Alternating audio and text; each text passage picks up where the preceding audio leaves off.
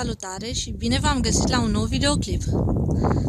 Astăzi o să vă prezint instalația mea fotovoltaică, care este compusă din următoarele.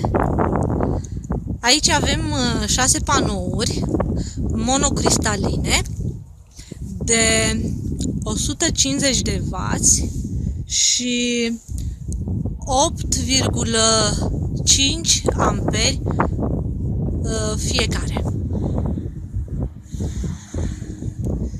Mai am și două baterii de 150 de amperi fiecare, în care pot înmagazina până la 4 kW. Mai am un regulator de încărcare FlexMax de 80 de amperi, un invertor de 1000 de W la 12 V. Acum haideți să vă arăt cum sunt conectate aceste panouri fotovoltaice. Ele sunt conectate două câte două în serie și apoi în paralel. Ia uitați. Sunt conectate cu conectori în Y.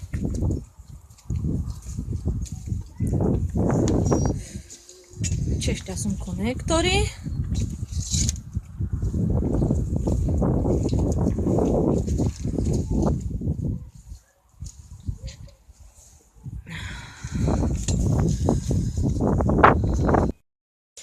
Acestea sunt bateriile. Așa arată ele. De 150 de amperi fiecare. Deci am un total de 300 de amperi. Sunt de la firma Tab. Ia uitați, așa arată. Ele sunt conectate în paralel, după cum vedeți aici, pentru a mări capacitatea. Acesta este invertorul de 1000 de W, sinus pur. Desigur, sunt invertoare și mai mari și sunt și la 24 și la 48 de volți. Acesta este regulatorul FlexMax de la firma Outback.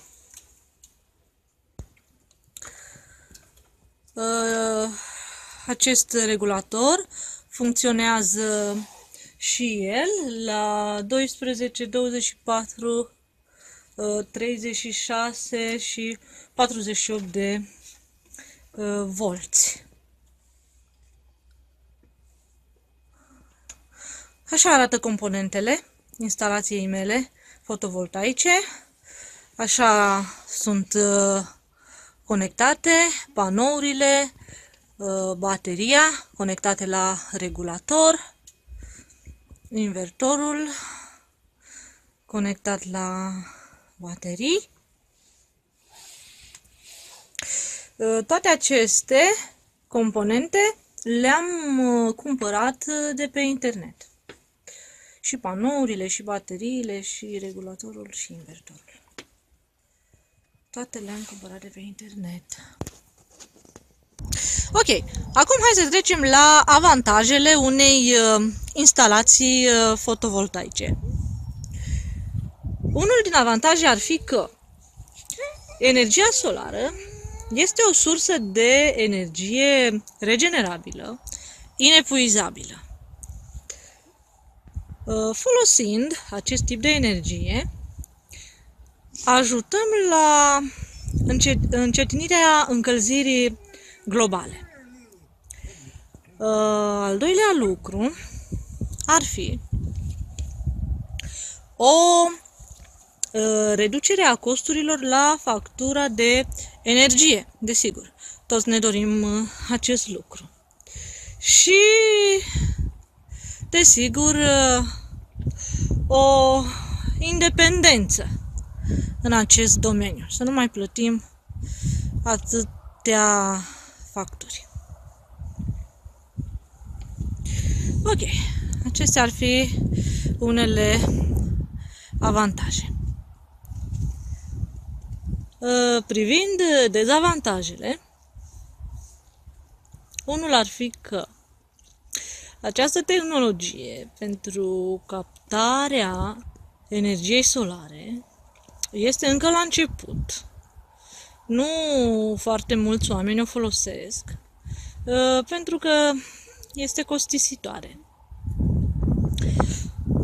Mă refer la oamenii din clasa mijlocie.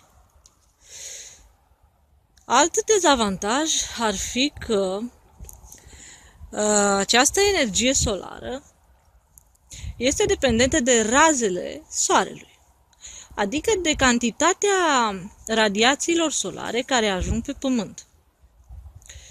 În zilele când radiația este scăzută, randamentul sistemelor solare scade. În cazul în care visați să deveniți independenți, să nu mai fiți racordați la rețeaua de energie electrică, la Enel, atunci va trebui să faceți o investiție majoră. Adică una foarte mare pentru a deveni independenți. Vă spun imediat și de ce.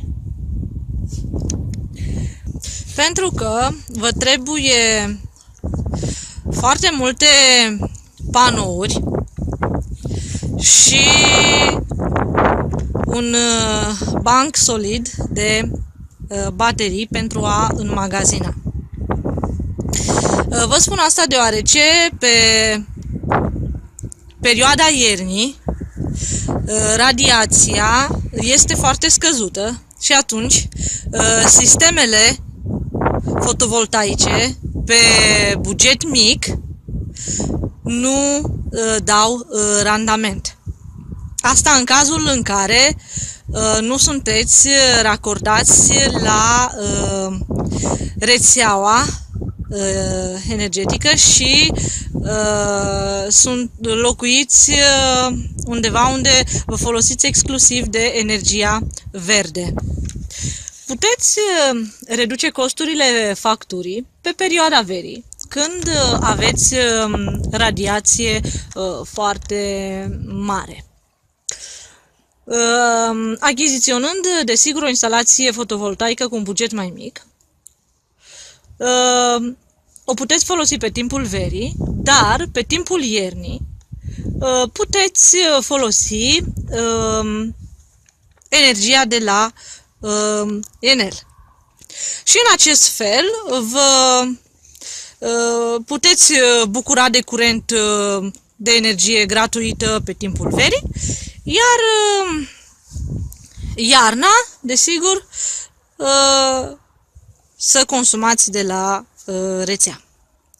Acum, în funcție de bugetul pe care îl aveți, pe piață este o gamă largă și variată de componente pentru instalația fotovoltaică. Aveți de unde alege în funcție de buzunarul fiecăruia. Când veți dori să vă achiziționați un sistem fotovoltaic, vă spun că va trebui să o faceți în funcție de consumatorii pe care îi aveți în casă, cum ar fi mașina de spălat, televizorul, frigiderul și alte lucruri ce le aveți. Eu aici mă folosesc exclusiv de această energie verde, de instalația fotovoltaică, pentru că nu sunt racordată la rețea și sunt șanse foarte mici să mă racordez pe viitor. Așa că am investit în instalația mea fotovoltaică și am făcut-o mai performantă, investind în componente mai de calitate. Acestea sunt dezavantajele și avantajele unei instalații fotovoltaice. Ce să vă mai spun?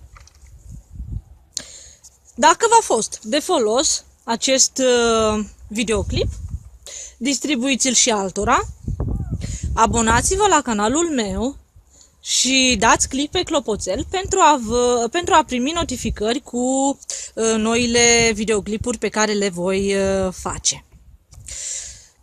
Să aveți o zi frumoasă! La revedere!